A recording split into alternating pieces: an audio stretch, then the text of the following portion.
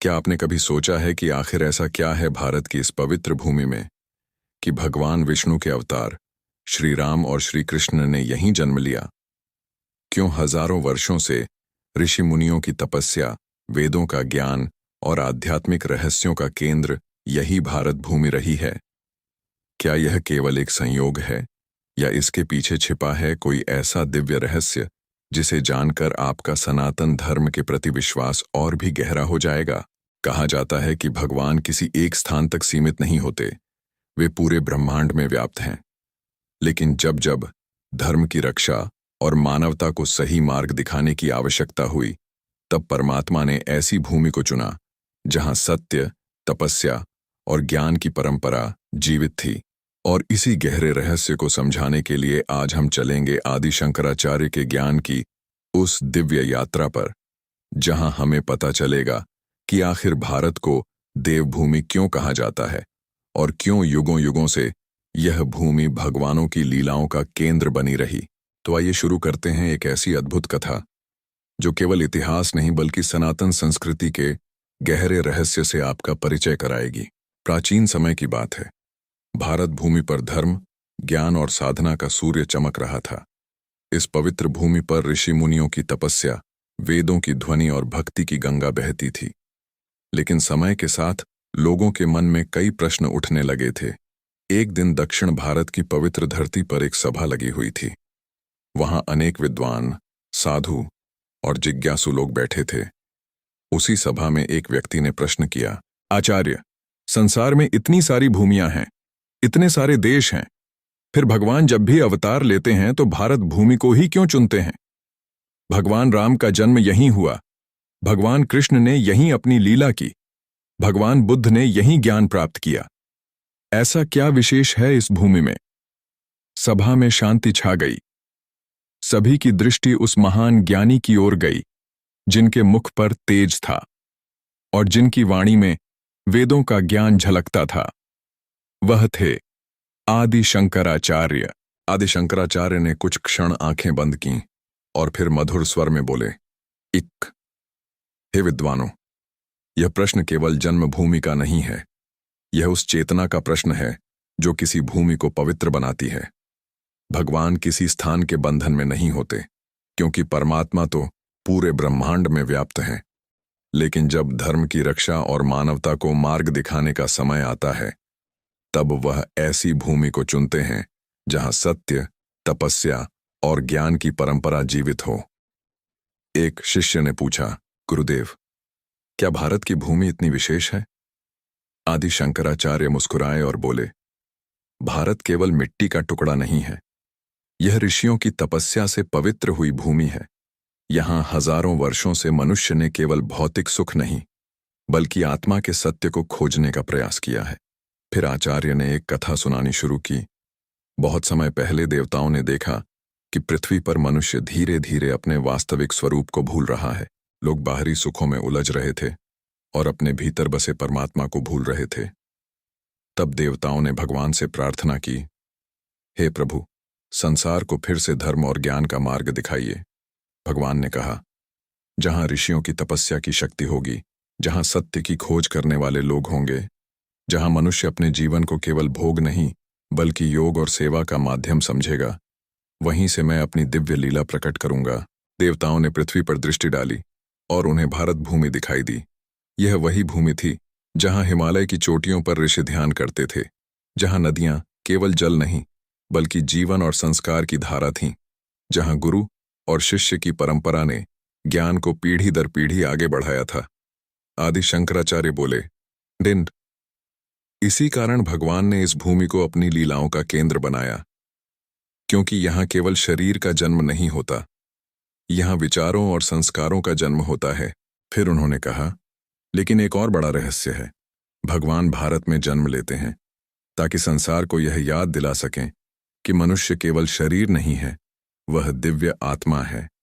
सभा में बैठे सभी लोग मंत्रमुग्ध होकर सुन रहे थे।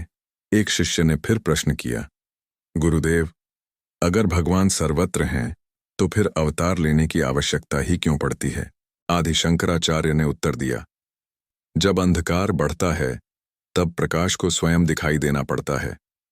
जब मनुष्य सत्य का मार्ग भूल जाता है, तब परमात्मा किसी महान रूप में आकर उसे फिर से धर्म का मार्ग दिखाते हैं।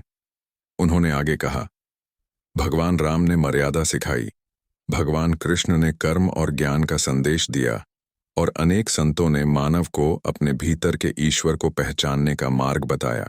यह कहते हुए आदि शंकराचार्य ने आकाश की ओर देखा और बोले, भारत भूमि की महानता केवल इसलिए नहीं है कि यहाँ भगवान जन्मे, बल्कि इसलिए भी है कि यहाँ मनुष्य ने भगवान को अपने हृदय में खोजने का प्रयास किया। सभा में उपस्थित सभी लोगों के मन में एक नई समझ का जन्म हुआ। उन्हें पता चल गया कि भगवान का भारत में अवतार लेना किसी सीमा या स्थान का विषय नहीं, बल्कि उस भूमि की आध्यात्मिक चेतना का परिणाम है। लेकिन शिष्यों के मन में अभी भी एक और गहरा प्रश्न बाकी था। यदि भारत इतना पवित्र है, तो इसकी रक्षा और धर्म की स्थापना के लिए स्वयं आदि शंकराचार्य को पृथ्वी पर क्यों आना पड़ा? इस प्रश्न का उत्तर छिपा था आदि शंकराचार्य के जीवन की उस दिव्य यात्रा में, जहां उन्होंने पूरे भारत को एक सूत्र में बांधने का कार्य किया। समय बीत रहा था। भारत भूमि पर अनेक महान ऋषि और संत जन्म ले चुके थे, लेकिन धीरे धीरे लोगों के जीवन में धर्म का वास्तविक अर्थ कम होने लगा था। लोग बाहरी आडंबरों में उलझने लगे थे और आत्मा के ज्ञान से दूर होते जा रहे थे। उसी समय केरल की पवित्र धरती पर एक बालक का जन्म हुआ, जिसके आने से पूरी दुनिया में ज्ञान का प्रकाश फैलने वाला था। वह बालक कोई साधारण बालक नहीं था, वह थे आदि शंकराचार्य। बचपन से ही शंकर के भीतर अद्भुत तेज था। छोटी उम्र में ही उन्होंने वेदों और शास्त्रों का गहरा ज्ञान प्राप्त कर लिया था। लोग आश्चर्य करते थे कि इतनी छोटी उम्र में यह बालक इतनी गहरी बातें कैसे समझ लेता है। एक दिन उनकी माता ने उनसे पूछा, बेटा, तुम्हारे मन में हमेशा संसार के रहस्यों को जानने की इच्छा क्यों रहती है? बालक शंकर ने शांत स्वर में कहा, माँ, यह संसार केवल दिखाई देने वाली चीजों तक सीमित नहीं है। इसके पीछे एक ऐसी शक्ति है जो सबको चला रही है। मैं उसी सत्य को जानना चाहता हूँ। माता समझ गईं कि यह बालक संसार के सामान्य जीवन के लिए नहीं आया है। समय के साथ शंकराचार्य ने संन्यास ग्रहण किया और सत्य की खोज में निकल पड़े। उन्होंने भारत के कोने कोने की यात्रा की। उन्होंने हिमालय से लेकर दक्षिण भारत तक भ्रमण किया। उन्होंने देखा कि यह भूमि केवल नदियों, पर्वतों और नगरों से नहीं बनी है, बल्कि करोड़ों लोगों की आस्था और साधना से बनी है। एक दिन यात्रा करते हुए उनके एक शिष्य ने पूछा, गुरुदेव, आपने पूरे भारत को देखा है, क्या वास्तव में यही वह भूमि है जहां भगवान बार बार अवतार लेते हैं? आदि शंकराचार्य ने कहा, नौ वत्स, भारत की विशेषता केवल यह नहीं कि यहां भगवान राम और कृष्ण ने जन्म लिया। इसकी विशेषता यह है कि यहां मनुष्य ने हमेशा परम सत्य की खोज की है। फिर उन्होंने एक उदाहरण दिया। जिस प्रकार एक खेत में यदि वर्षों तक अच्छे बीज बोए जाएं, तो वहां की मिट्टी भी उपजाऊ बन जाती है। उसी प्रकार हजारों वर्षों की आरशियों की तपस्या ने इस भूमि को ज्ञान के लिए योग्य बना दिया है। शिष्य ध्यान से सुन रहा था। आदि शंकराचार्य बोले, जहां त्याग होता है, जहां साधना होती है, जहां मनुष्य अपने स्वार्थ से ऊपर उठकर संसार के कल्याण की सोचता है, वहां दिव्यता स्वयं आकर्षित होती है।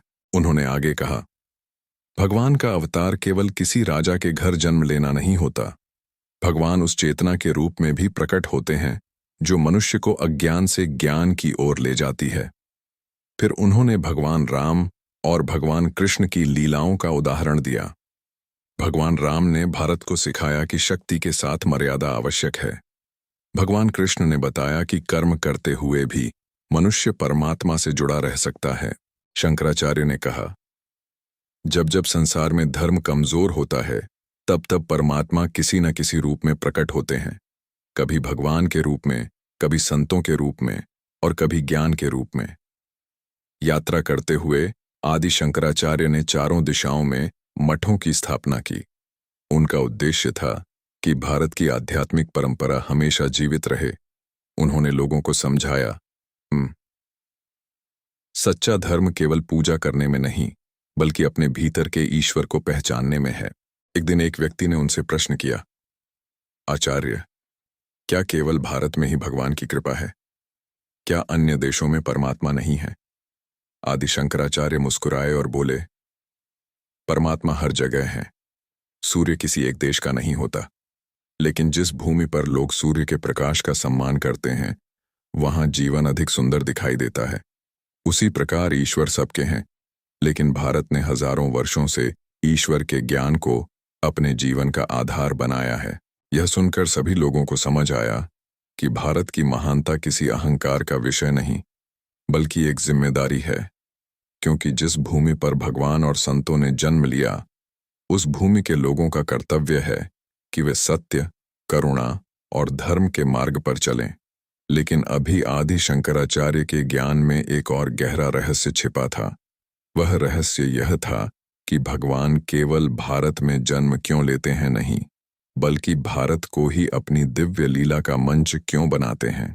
इस प्रश्न का उत्तर जुड़ा था भारत की उस प्राचीन आध्यात्मिक शक्ति से, जिसे आदि शंकराचार्य ने अपनी आंखों से अनुभव किया था। एक दिन आदि शंकराचार्य हिमालय की पवित्र भूमि पर अपने शिष्यों के साथ बैठे थे। चारों ओर बर्फ से ढके पर्वत थे, वातावरण में शांति थी और मंद मंद हवा बह रही थी। एक शिष्य ने विनम्र होकर प्रश्न किया, गुरुदेव, आपने भारत के हर कोने को देखा है। आपने ऋषियों की तपस्या देखी, नदियों की पवित्रता देखी और लोगों की भक्ति देखी, लेकिन इस भूमि में ऐसा कौन सा अद्भुत रहस्य है जिसके कारण भगवान बार बार यहाँ अवतार लेते हैं? आदि शंकराचार्य ने आंखें बंद कीं और कुछ क्षण ध्यान में लीन हो गए। फिर उन्होंने कहा, वत्स, इस भूमि का सबसे बड़ा रहस्य इसकी आत्मा है। भारत की आत्मा ज्ञान, तपस्या और करुणा में बसती है। शिष्य ध्यान से सुनने लगा। आदि शंकराचार्य बोले, जब कोई भूमि केवल धन और शक्ति की इच्छा नहीं रखती, बल्कि सत्य और आत्मज्ञान की खोज करती है, तब वह भूमि दिव्यता के योग्य बन जाती है। उन्होंने हिमालय की ओर देखते हुए कहा, देखो, यह हिमालय केवल पत्थरों का पहाड़ नहीं है, यह हजारों ऋषियों की साधना का साक्षी है। यहां बैठकर आर्षियों ने उस परम सत्य का अनुभव किया जिसे शब्दों में बांधना कठिन है। फिर उन्होंने गंगा की ओर संकेत करते हुए कहा, यह नदियां केवल जल की धाराएं नहीं हैं, बल्कि हमारे संस्कारों और विश्वास की धाराएं हैं। इनके किनारे बैठकर मनुष्य ने अपने भीतर के अंधकार को दूर करने का प्रयास किया है। एक शिष्य ने पूछा, गुरुदेव, क्या यही कारण है कि भगवान राम और कृष्ण ने इसी भूमि को चुना? आदि शंकराचार्य ने उत्तर दिया, हाँ वत्स, लेकिन इसे सही अर्थ में समझो। भगवान को किसी स्थान की आवश्यकता नहीं होती। भगवान तो हर जगह हैं, परंतु जब वह मानव रूप में आते हैं, तो ऐसी भूमि चुनते हैं जहां उनका संदेश युगों तक जीवित रह सके। उन्होंने आगे कहा, भगवान राम का जीवन केवल एक कथा नहीं था, वह मनुष्य को मर्यादा का मार्ग दिखाने के लिए था। भगवान कृष्ण का जीवन केवल लीला नहीं था, वह संसार को कर्म, भक्ति और ज्ञान का रहस्य समझाने के लिए था। फिर शंकराचार्य ने एक गहरी बात कही, भारत की सबसे बड़ी शक्ति यहाँ के मंदिर नहीं, बल्कि यहाँ की गुरु शिष्य परंपरा है। क्योंकि मंदिर में हम भगवान की मूर्ति देखते हैं, लेकिन गुरु हमें अपने भीतर बसे भगवान का दर्शन कराते हैं। शिष्य यह सुनकर भाव विभोर हो गए। आदि शंकराचार्य बोले, यही कारण है कि इस भूमि पर समय समय पर महान आत्माएं जन्म लेती रही हैं। कभी वह भगवान के रूप में आईं, कभी संतों के रूप में और कभी ज्ञान देने वाले आचार्यों के रूप में। फिर उन्होंने अपने जीवन की ओर संकेत करते हुए कहा, यदि इस भूमि पर धर्म और ज्ञान की ज्योति बुझने लगे, तो किसी न किसी रूप में परमात्मा उस ज्योति को फिर से प्रज्वलित करते हैं। उनके शिष्य समझ गए कि आदि शंकराचार्य का जन्म भी केवल एक साधारण घटना नहीं थी, वह भी उसी दिव्य परंपरा का हिस्सा थे जिसका उद्देश्य मानवता को सत्य का मार्ग दिखाना था। एक शिष्य ने पूछा, गुरुदेव, तो क्या भारत की जिम्मेदारी सबसे अधिक है? आदि शंकराचार्य ने कहा, जिस भूमि को ज्ञान की ज्योति मिली है, उसकी जिम्मेदारी भी उतनी ही बड़ी है। भारत का संदेश यह नहीं कि वह सबसे बड़ा है, बल्कि यह है कि वह पूरे संसार को एक परिवार मानकर प्रेम और ज्ञान का मार्ग दिखाए। उन्होंने कहा, वसुधैव कुटुंबकम, अर्थात पूरी पृथ्वी एक परिवार है। यही भारत की आत्मा है। उस दिन शिष्यों को समझ आया कि भगवान भारत में इसीलिए नहीं आते कि यह भूमि दूसरों से अलग है, बल्कि इसलिए कि यहाँ मनुष्य ने सदियों से ईश्वर को केवल बाहर नहीं, अपने भीतर खोजने का प्रयास किया है। लेकिन आदि शंकराचार्य की इस दिव्य यात्रा में अभी एक और रहस्य बाकी था। वह रहस्य था, जब भगवान स्वयं सर्वशक्तिमान हैं, तो उन्हें बार बार मनुष्य रूप में धरती पर आने की आवश्यकता क्यों पड़ती है? और कलयुग में धर्म की रक्षा कैसे होगी? इस गहरे प्रश्न का उत्तर आदि शंकराचार्य के अंतिम उपदेशों में छिपा था। हिमालय की शांत वादियों में एक दिन आदि शंकराचार्य अपने शिष्यों के साथ बैठे थे। सूर्य की सुनहरी किरणें पर्वतों पर पड़ रही थीं और वातावरण में एक अद्भुत शांति थी। शिष्यों के मन में अभी भी एक अंतिम प्रश्न था। एक शिष्य ने हाथ जोड़कर पूछा, गुरुदेव, आपने बताया कि भगवान समय समय पर धरती पर आते हैं, लेकिन यदि भगवान स्वयं पूर्ण हैं, तो उन्हें मनुष्य रूप धारण करने की आवश्यकता क्यों पड़ती है? आदि शंकराचार्य ने प्रेम से शिष्य की ओर देखा और बोले, वत्स, जिस प्रकार एक माता अपने छोटे बच्चे को समझाने के लिए उसकी भाषा में बात करती है, उसी प्रकार परमात्मा भी संसार के कल्याण के लिए मनुष्य रूप धारण करते हैं। उन्होंने आगे कहा, ईश्वर को किसी रूप की आवश्यकता नहीं होती, लेकिन मनुष्य को ईश्वर को समझने के लिए एक आदर्श की आवश्यकता होती है। इसलिए भगवान अपने जीवन के माध्यम से मनुष्य को धर्म का मार्ग दिखाते हैं। शिष्य ध्यानपूर्वक सुन रहे थे। आदि शंकराचार्य बोले, भगवान राम ने हमें सिखाया कि कठिन परिस्थितियों में भी सत्य और मर्यादा का साथ नहीं छोड़ना चाहिए। भगवान कृष्ण ने सिखाया कि संसार में रहते हुए भी मनुष्य अपने कर्मों को ईश्वर को समर्पित कर सकता है। फिर उन्होंने कहा, और संतों का जन्म भी उसी दिव्य उद्देश्य से होता है। संत संसार को याद दिलाते हैं कि मनुष्य केवल शरीर नहीं है, वह परमात्मा का अंश है। एक शिष्य ने पूछा, गुरुदेव, आज के मनुष्य को इस कथा से क्या सीख लेनी चाहिए? आदि शंकराचार्य ने उत्तर दिया, मनुष्य को यह समझना चाहिए कि भगवान को खोजने के लिए केवल बाहर जाने की आवश्यकता नहीं है। जिस दिन मनुष्य अपने भीतर सत्य, प्रेम, दया और करुणा को जागृत कर लेता है, उसी दिन उसे परमात्मा का अनुभव होने लगता है। उन्होंने कहा, भारत की सबसे बड़ी पहचान यही है कि यहाँ जीवन को केवल भोग नहीं, बल्कि साधना माना गया है। यहाँ ऋषियों ने सिखाया कि आत्मा अमर है और परमात्मा हर जीव में निवास करते हैं। फिर आदि शंकराचार्य ने अंतिम संदेश देते हुए कहा, यदि तुम पूछते हो कि सारे भगवान भारत में ही जन्म क्यों लेते हैं, तो इसका उत्तर यह है कि भारत वह भूमि है जहां मानव जीवन का अंतिम लक्ष्य केवल सुख नहीं, बल्कि आत्मज्ञान माना गया है। यह वह भूमि है जहां माता पिता को देवता माना गया, गुरु को ईश्वर का स्वरूप माना गया और हर प्राणी में परमात्मा को देखने की शिक्षा दी गई। लेकिन याद रखना, भगवान केवल भारत के नहीं हैं, भगवान पूरे संसार के हैं। भारत का सौभाग्य केवल इतना है कि इस भूमि ने युगों से उनके संदेश को संभाल कर रखा है। यह सुनकर सभी शिष्यों की आंखों में श्रद्धा के आंसू आ गए। उन्हें समझ आ गया कि भगवान का भारत में अवतार लेना किसी भेदभाव का संकेत नहीं, बल्कि इस भूमि की आध्यात्मिक परंपरा और मानव कल्याण के उद्देश्य का प्रतीक है।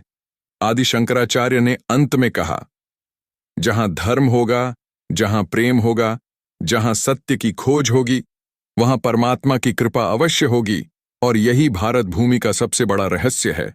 यह भूमि केवल जन्म देने वाली भूमि नहीं, बल्कि ज्ञान देने वाली भूमि है। जहां श्री राम ने मर्यादा का पाठ पढ़ाया, श्री कृष्ण ने कर्म और भक्ति का रहस्य बताया, ऋषियों ने आत्मज्ञान का मार्ग दिखाया और आदि शंकराचार्य ने संसार को अद्वैत का संदेश दिया। इसलिए कहा जाता है, भारत केवल एक देश नहीं, बल्कि एक आध्यात्मिक चेतना है। हर हर महादेव। जय श्री राम, जय श्री कृष्ण।